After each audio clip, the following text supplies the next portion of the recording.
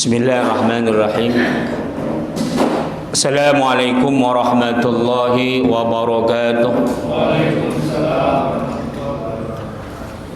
Alhamdulillahi rabbil alamin. Allahumma salli ala Sayyidina Muhammad. Yang Allah muliakan para jemaah musalla ziyadatul iman yang dirahmati Allah. Sebagaimana biasa, InsyaAllah kita meneruskan kitab fikih perbandingan mazhab Ahlussunnah wal Jamaah dengan kawaid mazhab Imam Syafi'i, kitab Al-Mughni wa Syarhul Kabir. Mari sama-sama kita membacakan ulumul Quran. Lin Nabi Muhammadin sallallahu alaihi wasallam ya Rasulullah wa ala azwajihi wa ali wa ahlil baitihi wa dzurriyyatihi ajma'in wal awliya wal salihin wal anbiya wal mursalin wal malaikatil muqarrabin wa li abaina wa li ummahatina wa li jaddina wa li jaddatina wa li asatidina wa li muallimina wa li masyayikhina wa li jami'il muslimina wal muslimat wal mu'minina wal mu'minat al ahya'i minhum wal amwat, khususan li sahibil mu'allif kitab Al-Mughni wa Syarhul Kabir li Syekh Al-Imam Al-Alama Ibnu Qudamah wa yalihi Asy-Syarhul Kabir li Syekh Al-Imam Ibnu Qudamah Al-Maqdisi wa nafa'ana bihima wal muslimina bi ulumihima wa bi ulumin jami'il ulama, amin ya Allah. Ya Allah ya Tuhan kami, berilah keberkahan kepada kami di dalam majelis ilmu ini, di dalam majelis kitab fikih ini, kiranya bermanfaat kepada kami, keluarga, anak maupun keturunan kami. Ya Allah ya Tuhan kami, jauhkanlah kami, anak dan keluarga kami dari segala malapetaka, bencana, fitnah dunia maupun fitnah akhirat. Jauhkanlah kami dari segala kemurkaan-Mu karena kebodohan dan ketidaktahuan kami. Jauhkanlah kami dari segala cobaan yang tidak sanggup kami memikulnya. Jauhkanlah kami, anak dan keluarga kami dari segala gangguan, tipu daya muslihat, baik yang datangnya daripada golongan jin maupun manusia. Ya Allah ya Tuhan kami, anugerahkan kami, anak dan keturunan kami menjadi imaman lil muttaqin, menjadi pemimpin bagi orang-orang yang bertakwa. Anugerahkanlah kami, anak dan keluarga kami, umur yang panjang lagi berkah. Karuniailah kesehatan, kemajuan dan kesuksesan segala amal usaha yang kami lakukan. Tak luput pula ya Allah ya Tuhan kami, berikan keberkahan kepada siapa saja yang telah pernah berbuat baik kepada kami. Khususnya ya Allah, tinggikan derajat mereka ya Allah, mereka-mereka yang membantu di dalam dakwah kami ini. Bi barakati al-Fatihah. A'udzu billahi minasyaitonir rajim. Bismillahirrahmanirrahim. Alhamdulillahi rabbil alamin. Arrahmanir rahim. Maliki yaumiddin. Iyyaka na'budu wa iyyaka nasta'in. Ihdinas siratal mustaqim. Shiratal ladzina an'amta 'alaihim ghairil maghdubi 'alaihim waladdallin. Amin. Alhamdulillah. Kita sampai halaman 154 ya. Sutratul aurat, menutup aurat, wal fatwa 'alal imam, begitu juga bagaimana menegur imam. Tapi kita teruskan tentang masalah menutup aurat yang kemarin sambungannya ya. Bismillahirrahmanirrahim. Walana ma ruwat Aisyah anna Nabiy sallallahu alaihi wasallam qala la yaqbalullahu salata haidin illa bi khimar. Maka Allah Subhanahu wa taala, kata Rasulullah sallallahu alaihi wasallam, ini hadis yang diriwayatkan oleh Sayyidatu Aisyah, ibunda kita al-mukminin Sayyidatu Aisyah. Ini hadis diriwayatkan oleh Abu Dawud wa Tirmizi, Ibnu Majah dan Imam Ahmad, dan ini hadis sahih. Wa qala Albani sahih.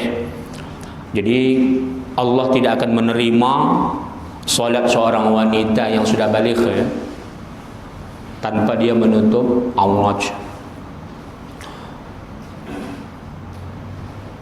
Kalau dalam kitab ini disebutkan riwayat Abu Dawud wa Tirmizi.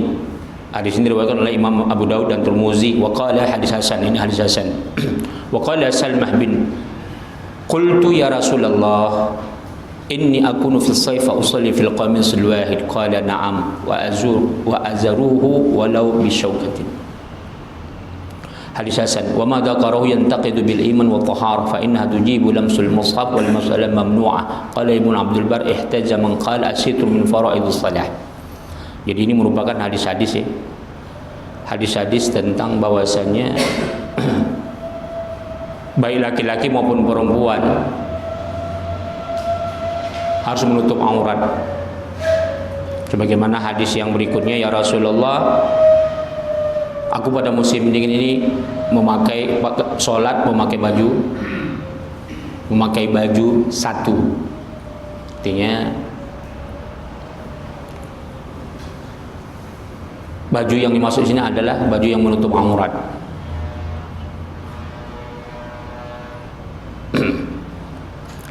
Jadi kalau musim dingin orang Arab biasanya memang berpakaian tebal. Tapi kalau musim panas,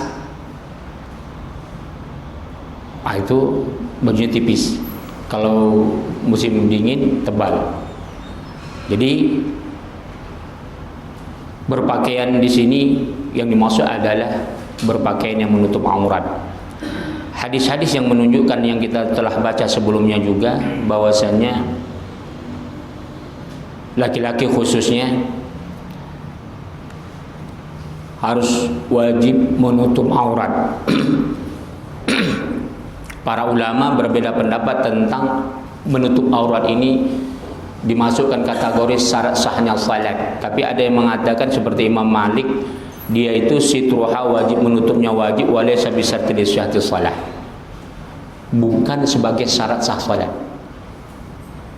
Jadi kalau sudah di luar salat saja wajib, maka apalagi dalam salat. Itu dia ya. Wa man kana minar rijal wa alaihi ma yasturu ma baina surratuhu wa rukbatuhu ajza'u dzalik. Jadi laki-laki itu auratnya itu adalah dia harus tutup antara pusat dan lututnya.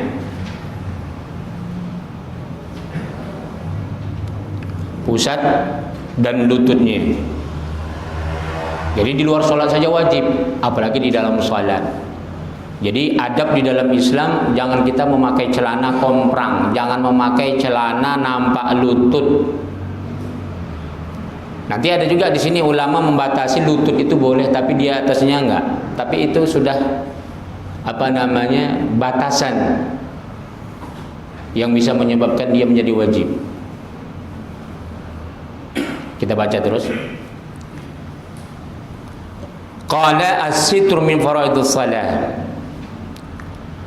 Qala Ibnu Abdul Bar, berkata anaknya Abdul Bar, Ibnu Abdul Bar, menutup aurat itu diantara rukun salat bil ijma'. Sepakat para ulama. Al-ifsadi man tarqa thawbahu wa huwa qadir 'ala al-istitar bihi wa shalla 'uryanan. Jadi rusak kalau dia tidak berpakaian sementara dia mampu menutup badannya. Dia mampu menutup badannya dan dia salat dalam kondisi telanjang, maka rusak, enggak sah. Nanti akan kita masuki bab-bab salat telanjang itu diperbolehkan apabila tidak ada pakaian yang bersih. Itu pun syaratnya ketat. Di ruangan yang tertutup dan tidak ada cahaya. Itu. Nanti pun ada lagi syaratnya, kalau dia terbuka salatnya duduk. Itu dia. Qala wa hadza ajma'u alaihi kulluhum. Maka pendapat ini sudah menjadi ijma' para ulama semuanya. Aurat itu antara lutut dan pusat, antara pusat dan lutut.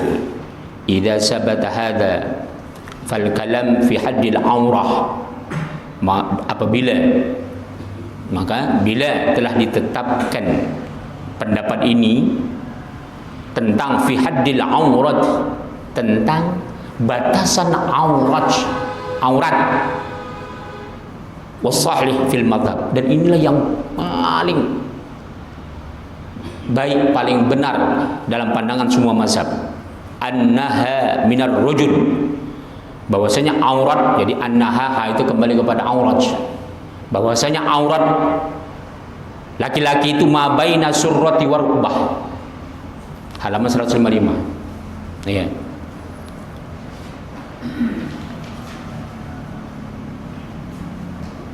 Jadi aurat laki-laki itu antara pusat dan kedua lutut. Jadi jangan sampai kita kebiasaan memakai celana yang nampak lututnya. Nasu alai Ahmad fi riwayatin jama'at. Ini teks yang diriwayatkan oleh Imam Ahmad dan riwayat jemaah. Jemaah apa yang maksudnya di sini? Para ulama mazhab. Wa huwa qaulun Malik. Ini juga pendapat mazhab Imam Malik. Wa Syafi'i. Ini juga pendapat mazhab Imam Syafi'i. Wa Abi Hanifah. Ini juga pendapat mazhab Abu Hanifah. Wa aktsarul fuqaha, dan mayoritas seluruh ahli fikih. Itu ya. Wa fihi, dan padanya. Dan pendapat ini juga tentang masalah aurat ini riwayatan, ada riwayat ukhra, ada riwayat lain, annaha aurat itu faraj, farjani, ada hanya dua faraj, yang depan dan yang belakang saja. Nah, ini jangan salah memaknainya. Bukan berarti terbungkus yang depan dan terbungkus yang belakang cukuplah tertutup aurat, bukan. Ini adalah aurat yang sesungguhnya, yang sangat harus dijaga. Artinya apa? Seandainya mungkin sudah tertutup dia, nggak boleh ketat. Jangan kayak Batman, ya. Jangan kayak Superman, celana dalamnya di luar, celana panjangnya di dalam. Jadi jangan tekstual memahami hadis ini. Nanti kita baca ya, kita teruskan dulu. Qala Mihnad, sa'altu Ahmad, aku pernah bertanya kepada Imam Ahmad, mal aurat? Mana dia batasan aurat itu? Apa yang dikatakan aurat? Mal aurat? Apa yang dikatakan? Dia bertanya kepada Imam Ahmad. Apa kata Imam Ahmad? Qala al-faraj wad dubur. Kemaluan depan dan kemaluan yang belakang. Wa hadza qaulun Ibnu Abi Dza'b wa Daud. Ruwiya Anas an Nabi sallallahu alaihi wasallam yaum Khaybar hasar izar an fakhdhihi hatta anni la anzur ila bayad fakhdhihi an-nabi sallallahu alaihi wasallam. Ternyata dia mengambil hadis ketika pada perang Khaybar itu Rasulullah pernah tersungkap auratnya, apanya? Kainnya. Kelihatanlah pahanya putih sekali. Udah. Ini hadis riwayatkan oleh Imam Bukhari. Berarti mereka memahami kalau begitu Rasulullah saja nampak pahanya, tapi sebenarnya tersungkap ini bukan karena sengaja, dan Rasulullah tidak membentangkannya secara umum. Ini bersifat kebetulan. Nanti akan kita temukan hadis-hadis yang berikutnya ya. Jadi jangan sampai. Jadi apa hikmah makna hadis ini, riwayat ini? Faras dan dubur itu adalah aurat yang sangat syiddah, yang sangat harus dijaga. Ya. Jangan sampai baju kita cantik tapi yang tempat farasnya itu berlobang kan gitu kan. Tergantung dia kemana-mana. Atau sebaliknya, jangan sampai celana kita cantik koyak pula belakangnya, pas di duburnya. Begitu juga kita, walaupun sudah menutup aurat, jangan sampai kita duduk sembarangan. Pakai celana ketat dengan yang lawan jenis. Jadi itunya, kalau laki-laki yang itunya ya.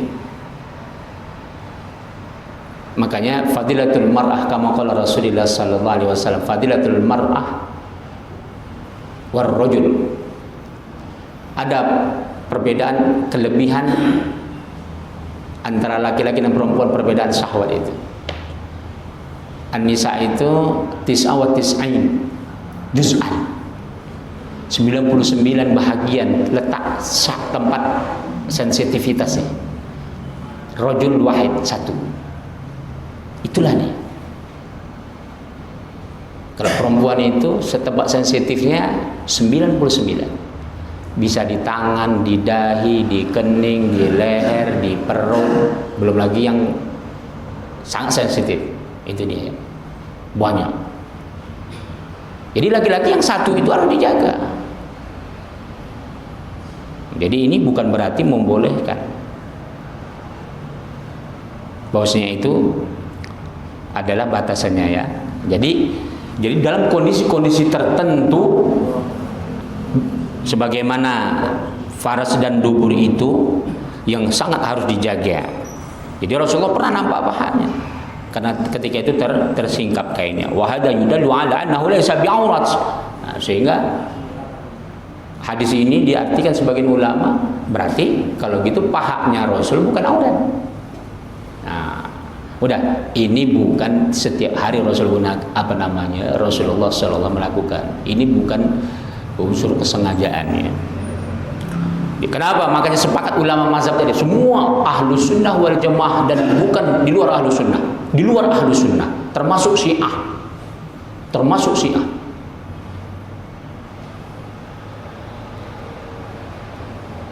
bahkan kalau pemahaman Syiah lebih ketat lagi tentang masalah aurat, itu ya, lebih ketat lagi. Wali'annahu laysa bimakhraj lil hadas falam yakun aurat kasak. Jadi dia tidak dianggap sebagai apa? Aurat, sama dengan betis katanya. Wa wajhu riwayat al-ula marwi al-khalal bi isnadil wal imam Ahmad fi musnadihi an Jurhad anna Rasulullah sallallahu alaihi wasallam ra'ahu qad kashafa an faqdihi. Udah. Kemudian ada riwayat hadis tentang pendapat yang kita angkat pertama tadi. Jumhur ulama mengatakan paha itu adalah aurat.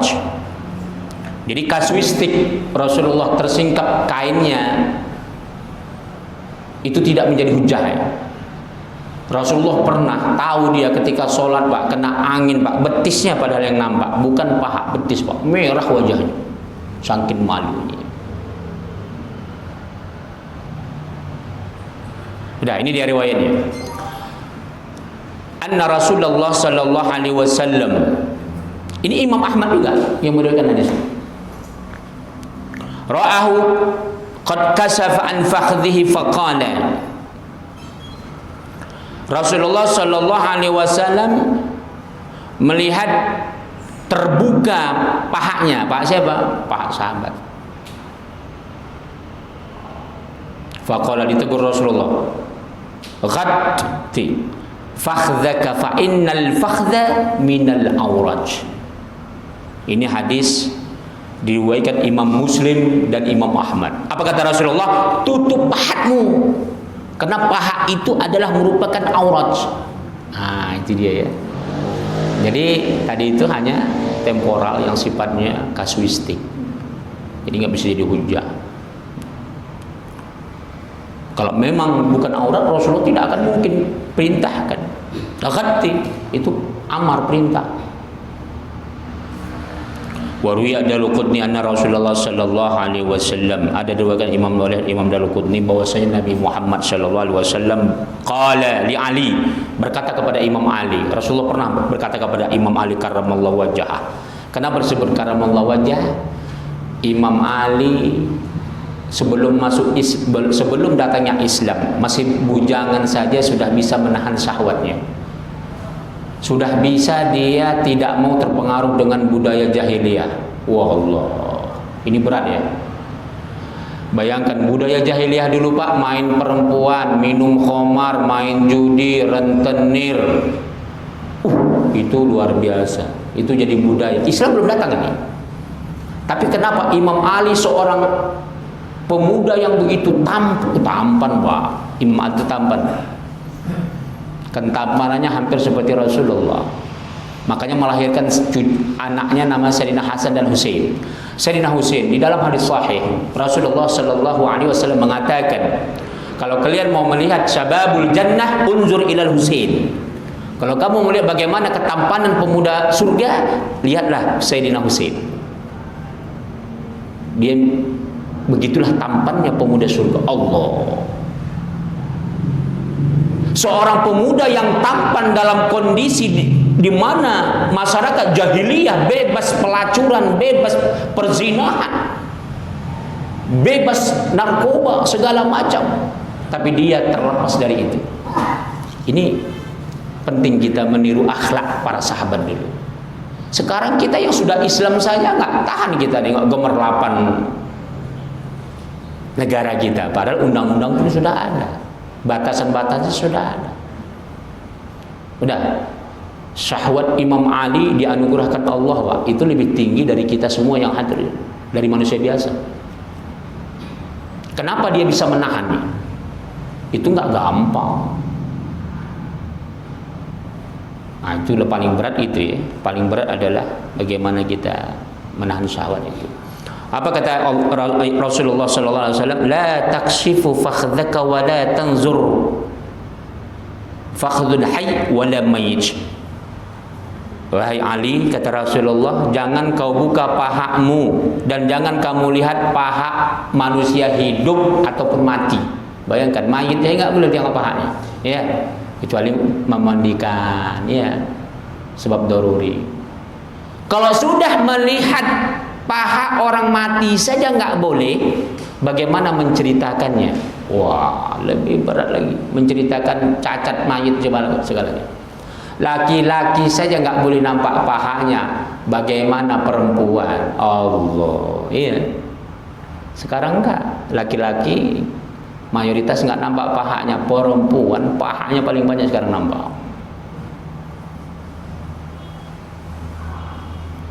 Kenapa? Karena merasa masih seksi, masih cantik. Nanti kalau sudah beruban, sudah keriput, barulah ya kan.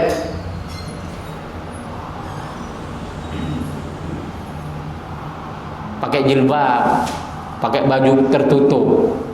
Jadi niatnya udah salah, bukan lillah, tapi niatnya kena uban, niatnya kena keriput, iya kan? Udah jelek paha tuh, udah nggak seksi lagi.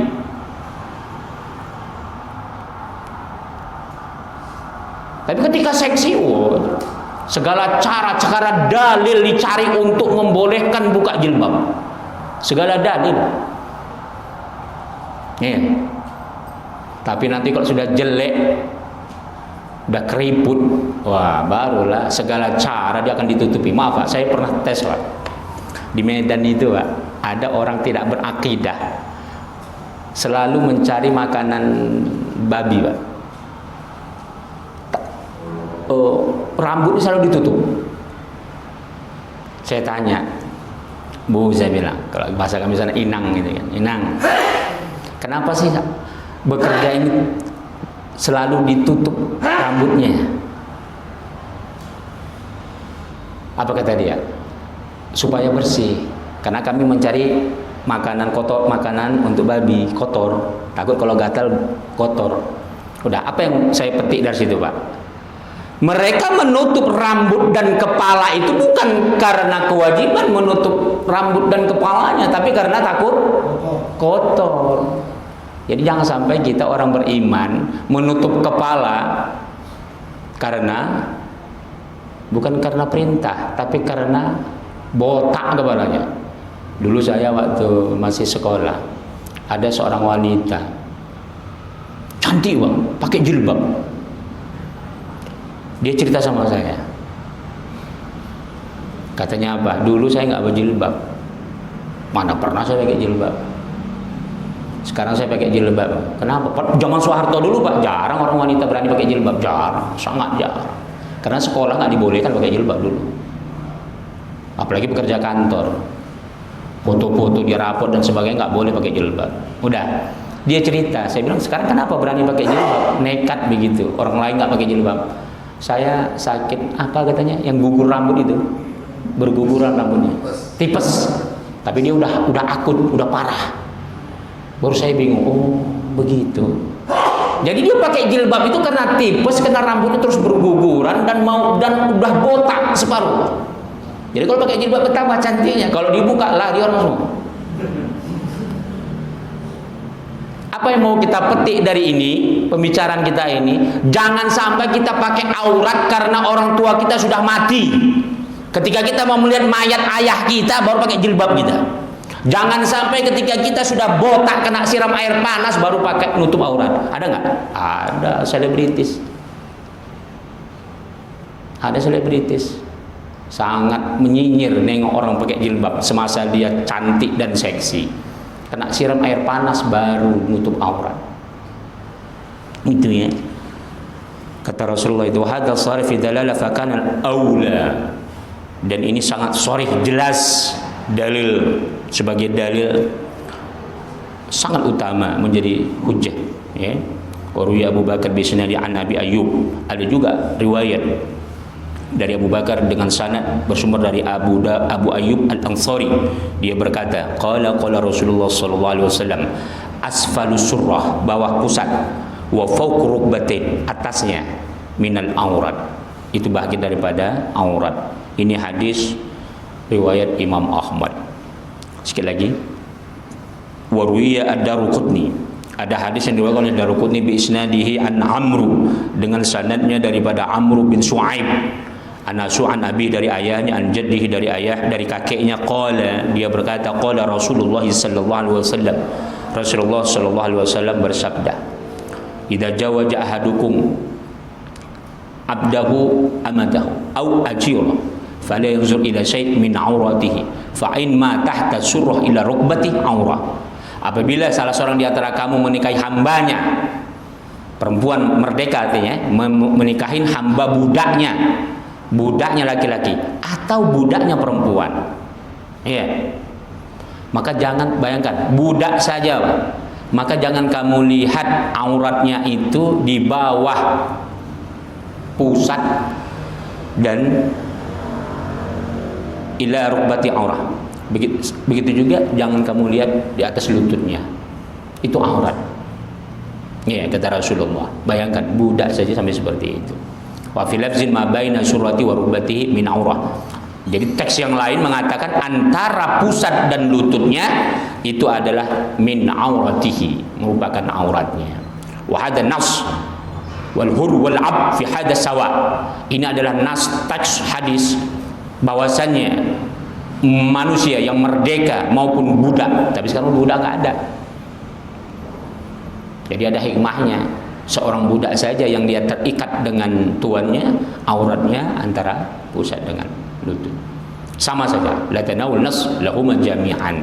Maka teks hadis ini menunjukkan bahwasanya mau budak maupun dia orang yang merdeka sama ya statusnya. Auratnya adalah antara pusat dengan lutut. Wallahu taala alam bisawab. Silakan ada pertanyaan, kalau enggak kita teruskan. Silakan.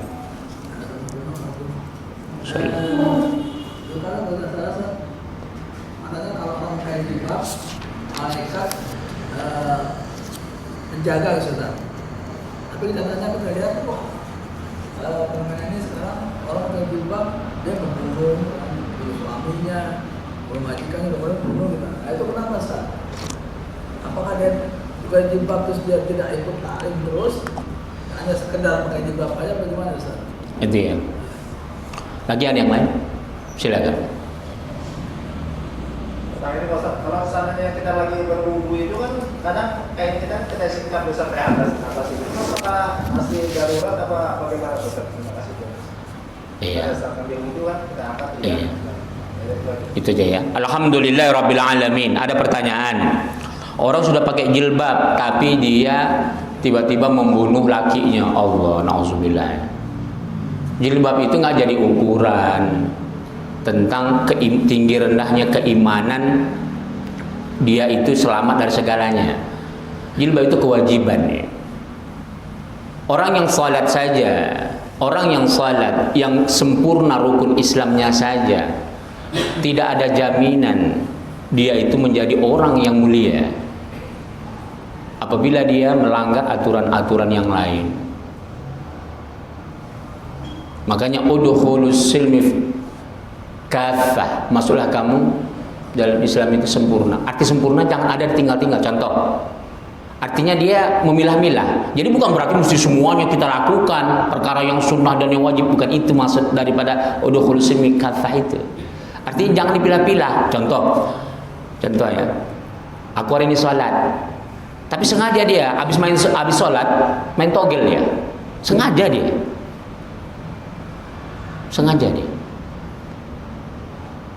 Habis mengeluarkan zakat, korupsi dia. Udah, orang yang menyengaja berbuat maksiat dan dia beramal ibadah, apa kata Allah? Kalau dalam hadis sahih itu disebutkan bahwasanya barang siapa yang dia itu sholat atau dia beriman, tapi dia juga masih berbuat maksiat, maka semakin jauh dia dari Tuhannya. Kalau Allah sebut dalam Al-Quran itu, A'udzubillahi minasyaitonirrajim, Bismillahirrahmanirrahim, Watlu naba'alladzi atainahu ayatina fansalakha minha fa'atba'ahumus syaitan fakana minal ghawin. Barang siapa yang dia sudah bacakan olehmu ya Rasulullah ayat-ayat kami, artinya ayatina atainahu ayatina, artinya dia sudah paham, sudah beriman, sudah baca ayat Allah. Fansalakha minha, tapi dia nolak. Habis sholat main togel, habis berzakat korupsi, ya, pakai jilbab maksiat. Apa kata Allah tadi? Fa'atba'humus syaitan, setan akan terus mengikuti dia, fakana minal ghawin, sampai dia semakin sesat. Jadi jangan nganggap enteng. Maaf ya, orang pakai jilbab itu banyak yang nggak sholat, banyak. Tren sekarang itu jilbab itu tren.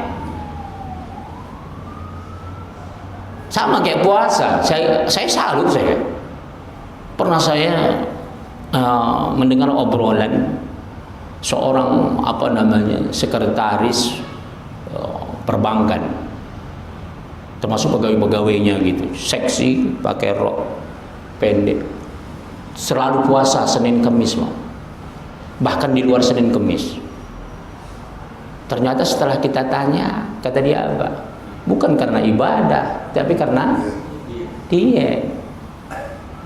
Itu udah trending. Karena yang badannya seksi, yang wajahnya cantik, kalau dia nggak puasa takut gendut, jelek, ya kan? Nah, itu dia. Jadi bersihkan niat. Jadi orang yang pakai jilbab banyak yang dia malah kadang-kadang jilbab dan cadar itu kamuflase untuk dia melakukan perbuatan keji. Dulu pernah zaman Soeharto, Pak, untuk memfitnah umat Islam, dia pakai cadar memasukkan racun di biskuit. Dulu zaman Soeharto, walaupun saya nggak sengaja nggak menyebutkan, zaman sekarang banyak itu. Bahkan sekarang laki-laki pun ada itu kelompok grupnya kan, laki-laki pakai cadar supaya dia bisa masuk WC toilet perempuan.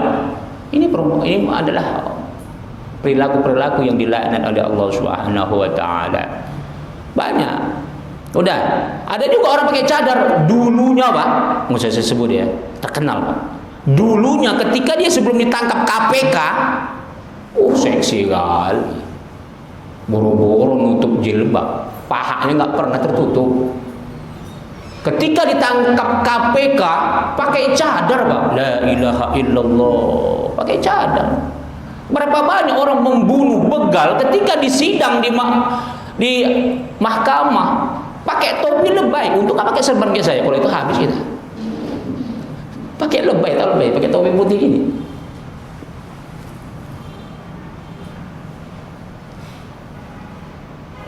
Baru memperkosa, baru membunuh ketika disidang pakai topi dia, topi lebay gini.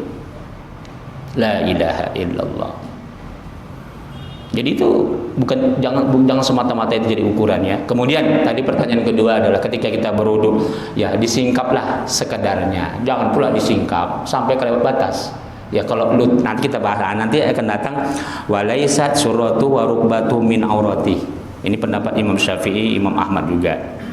Kecuali Abu Hanifah. Itu wajib. Pas lututnya. Tapi untuk yang tadi ya, kasus yang dia mau ngambil duduk singkap, lututnya boleh lah nampak. Ini bukan untuk jalan-jalan ya.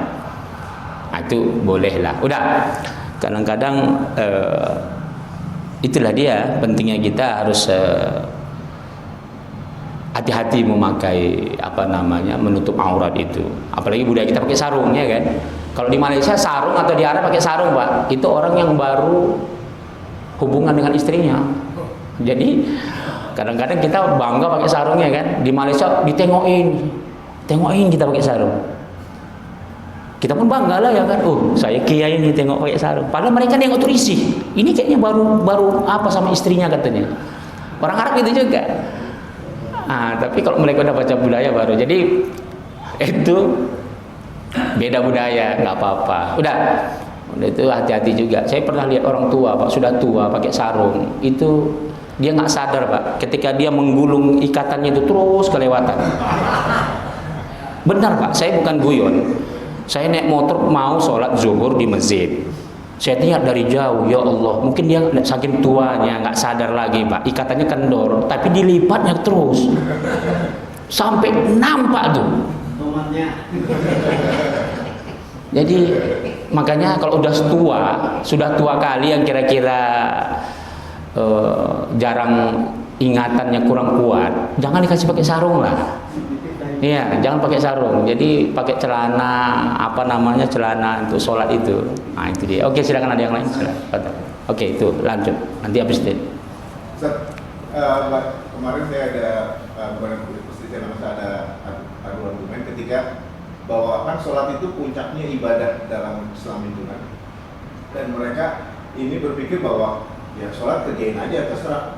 Itu mau urusan Allah, diterima atau nggak diterima. Saya bilang bahwa nggak bisa begitu, bahwa semuanya sholat pun ada hukumnya, ada aturan yang nggak bisa kita asal kerjain terus itu nanti diterima atau enggak urusan Allah. Itu gimana, Ustaz? Fenomena itu banyak berkembang di masyarakat itu. Ya. Yang penting kita ngerjain sholat aja gitu kan. Udah. Ini sama mana, Ustaz? Penyajian mana begitu gitu. Dia beli sholat udah gitu. Dia nggak mau full time ngaji pun juga. Jadi inilah dia makomnya itu rendah sekali. Maaf, dia perkara dunia saja. Kalau asal-asalan ditabok dia. Kalau di rumah tangga tabok istrinya. Kalau di perusahaan dipecat dia kalau asal-asalan. Dia dipercaya menjadi pegawai. Kita katakan pegawai apa saja lah. Kalau dia asal-asalan mungkin habis dia. Perkara dunia saja kita nggak boleh asal-asalan. Seperti tadi lah, kita pakai sarung aja nggak boleh asal-asalan. Apalagi sholat, itu rukun Islam. Ingat, di dalam Al-Quran sholat itu selalu disandingkan dengan zakat. Apa sanksinya? Alladzina yu'minuna bil akhirah zayyana al-a'mal fahum ya'maun. Saya ulang, a'udzubillahi bismillahirrahmanirrahim. Alladzina yuqimuna as-salata wa yu'tuna az-zakah wa hum bil akhirati hum yuqinun. Innal ladzina la yu'minuna bil akhirati zayyana lahum a'malahum fahum ya'mamun. Ulaika lahum su'ul 'adzab wa hum fil akhirati humul akhsyarun. Ada dua azab orang yang meninggalkan salat dan tidak berzakat, orang yang kaya. Kata Allah, orang yang tak sholat dan kaya tak berzakat, dia berarti tidak beriman adanya hari akhirat. Orang yang tak sholat dan kaya tidak berzakat, nanti sifat dia, perilaku dia, perkara yang buruk indah sama dia, maksiat lezat sama dia. Udah, apa azabnya yang kedua? Yang dua-dua itu azab di dunia dan akhirat. Yang di dunia orang nggak sholat, kaya nggak mengeluarkan zakat, itu ditafsirkan azab dunia itu oleh Imam Jalal As-Suyuti dan Imam Jalal Al-Mahalli. Kalau nggak matinya dibunuh, dirampok, dibegal, terpenjara. Kalau dia selamat, tidak mati, terbunuh, tidak terbakar, tidak bangkrut, seumur hidupnya hatinya terpenjara, gelisah, nggak pernah tenang. Udah. Orang yang asal-asalan salat nggak usahkan. Apa kata Rasulullah? Seburuk-buruk koruptor, seburuk-buruk koruptor itu mereka yang korupsi daripada salatnya. Udah, ini orang yang salat. Yang korup, seburuk-buruk koruptor, orang yang sholat, yang korupsi dari sholatnya. Ini orang yang sholat. Apa Apa yang dikorupsinya? Yang tidak ada tumak ninahnya, yang sujudnya centang prenang, tomak ninahnya centang prenang. Bayangkan itu. Seburuk-buruk koruptor orang yang centang prenang sholatnya. Nanti sia-sia di akhirat, nanti tertolak semua. Mardud. Yang penting nanti kan Allah terima salah-salah. Mandi wajib nggak beres. Kalau sudah mandi wajib nggak beres, maka wudhunya pun nggak sah. Ngambil wudhunya nggak sah, maka sholatnya pun nggak sah. Berapa tahun umur kita? 100 tahun udah nyanyok, udah kayak orang idiot kita. Habis itu mati. Nenek, ayah, kakek kita udah banyak yang meninggal. Kita akan mengikut mereka. Apa yang mau kita bawa? Jadi jangan sampai mengeluarkan kata-kata congkak dan sombong, nggak mau belajar agama, menganggap enteng. Itu dia ya. Jadi jangan sampai kita meremehkan itu. Oke, silakan, ada yang lain. Kemudian, ya, ada istilah kan pahala jariah dan dosa jariah. Kalau pahala insya Allah kita tahu. Pengertian dosa jariah seperti apa sih? Dosa itu nggak ada jariah, nggak ada dosa jariah. Siapa yang melakukan, dia lah yang memikulnya. La yukallifullahu nafsan. Dalam ayat lain banyak sekali. Wa laisa lil insan illa ma syaa. Tidak ada yang diperoleh manusia kecuali usaha dia sendiri, tidak bukan orang lain. Likulli darajatun mimma amil. Tinggi rendah derajat tergantung perbuatan dia, bukan perbuatan orang.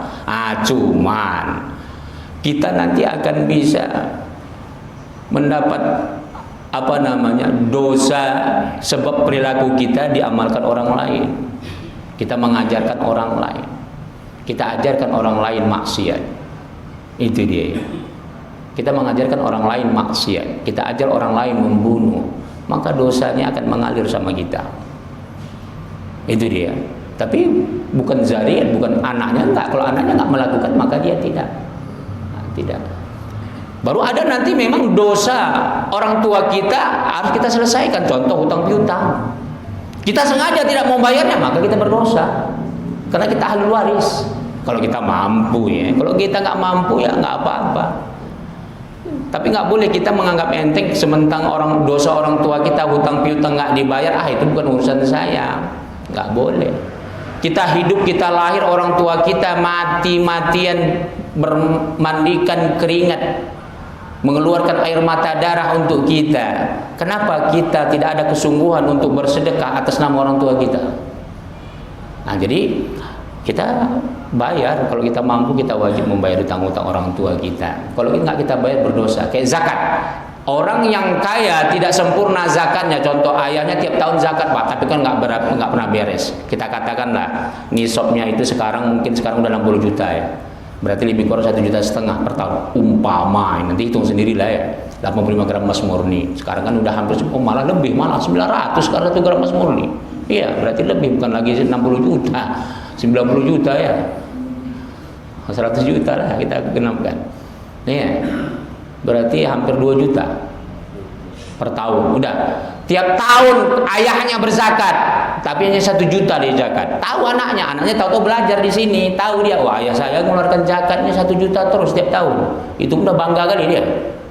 Udah ngasih zakat di 1 juta, dibaginya 100 orang, Pak. Berapa tuh gope? Jadi zakat hati-hati ya, nggak zaman dengan sedekah. Sedekah silahkan berapa saja. Kalau zakat jangan sembarangan kita keluarkannya. Wa yamna'unal ma'un. Banyak orang celaka kata Tuhan, bukan sebab dia nggak zakat, tapi karena dia zakat. Tapi salah cara berzakat. Pertama, kurang zakatnya. Yang kedua, dia berzakat itu nggak pantas. Bayangkan 1 juta dibaginya 50 orang, gope 1 orang, 1 RT ini dapat semua zakat dia. Itu penghinaan itu. Itu contoh ya. Jadi kalau 1 juta zakat kita kasihlah yang bermanfaat. 1 juta itu untuk orang miskin. Jangan kita bagi-bagi. Ini nggak pantas nih orang miskin 1 juta. Kasihnya 100.000. Keliling lagi di RT sana 100.000. Jangan gitu. Maaf cakap. Sekali berpetinggi negara pernah Pak zakat 50.000 ngasih per orang sampai ada yang mati. La ilaha illallah. Nauzubillah. Udah. Kita kembali kepada hutang zakat tadi. Anaknya sudah mengaji, tahu ayah saya hanya ngasih 1 juta, berarti hutang 1 juta. Berapa tahun ayahnya kaya? 5 tahun, 5 juta. Wajib dibayar anaknya, ahli waris. Sebelum dia bagi faraid. Sebelum dia bagi faraid, wajib diselesaikan hutang ayahnya dengan Allah. Itu menurut mazhab Imam Syafi'i dan Imam Malik. Kalau menurut mazhab lain, anaknya tidak wajib bayar zakatnya, tapi ayahnya termasuk orang yang tidak mengeluarkan zakat, pendosa sampai kiamat. Nauzubillah. Itu dia ya. Jadi itu dia ya, dosa yang bisa diwariskan ke anak bukan berarti sebab perbuatan orang lain, tapi memang kewajiban daripada ahli waris itu. Oke, silakan ada yang lain. Fadhal. Kalau waris lagi misalnya di antara keluarga, misalnya kita orang tua meninggal, atau salah satu saudara kita berhutang sama orang tua kita, apakah adik atau yang berhutang itu atau kakak yang berhutang itu harus membayar hutang kepada ibu kita yang sudah meninggal? Maksudnya anak kandungnya kan? Ya misalnya kita saudara berlima lah. Iya. Tapi salah satu atau beberapa orang hutang sama orang tua kita, sama ibu kita atau ayah kita gitu kan. Maksudnya anaknya mengutang? Iya. Oh gitu. Nah itu bagaimana? Kalau anak itu sama ayah tak ada istilah hutang mengutang. Tapi kalau memang dia punya akad ngutang yang sifatnya permanen, mungkin dia sudah bagi harta, sudah dikasih dia bagian, tahu-tahu dia mau minta lebih sebab bisnis, dia hutang, ya wajib dia bayar. Tapi dengan syarat, itu pun kalau memang ayahnya, ibunya itu menganggap hutang yang memang itu nanti hasilnya, hutang itu kalau dibayar untuk dibagikan kepada keluarganya, adik-adiknya yang lain yang belum mendapatkan hak. Maka ketika meninggal orang tuanya, hutang anaknya tadi, contoh dia udah bagi faraid, ternyata anaknya yang satu boros sekali, habis harta faraid yang dimakan, ya harta warisan ya, harta warisan bukan harta waris, kalau masih hidup belum berhak menerima waris. Belum. Artinya dikasih hibah yang dikasih dijual, tanah dikasih dia jual, bangkrut, ngutang sama ayahnya, sementara adik-adiknya belum dibagi. Akhirnya nanti kau utang saya kasih, tapi dengan syarat nanti kau bayar untuk adik kamu. Wajib dia bayar, wajib dia bayar. Meskipun dia utang sama ayahnya, terkecuali udahlah aku ikhlaskan, nanti adik kau biar ku cari yang lain. Itu lain lagi ya kan? Itu dia ya. Wallahu taala alam bisawab. Udah azan. Silahkan kalau ada pertanyaan. Itu kita tutup. Al-Fatihah. A'udzu billahi minasyaitonir rajim. Bismillahirrahmanirrahim. Alhamdulillahi rabbil alamin. Arrahmanir rahim. Maliki yaumiddin. Iyyaka na'budu wa iyyaka nasta'in. Ihdinas siratal mustaqim. Siratal ladzina an'amta 'alaihim ghairil maghdubi 'alaihim waladdallin. Amin. A'udzu billahi minasyaitonir rajim. Bismillahirrahmanirrahim. Allahumma ij'al hadzal majlis barakatan wa mubarakah wa ba'id 'alaina fitnatan minad dunya wal akhirah. Walhamdulillahi rabbil alamin. Assalamualaikum warahmatullahi wabarakatuh.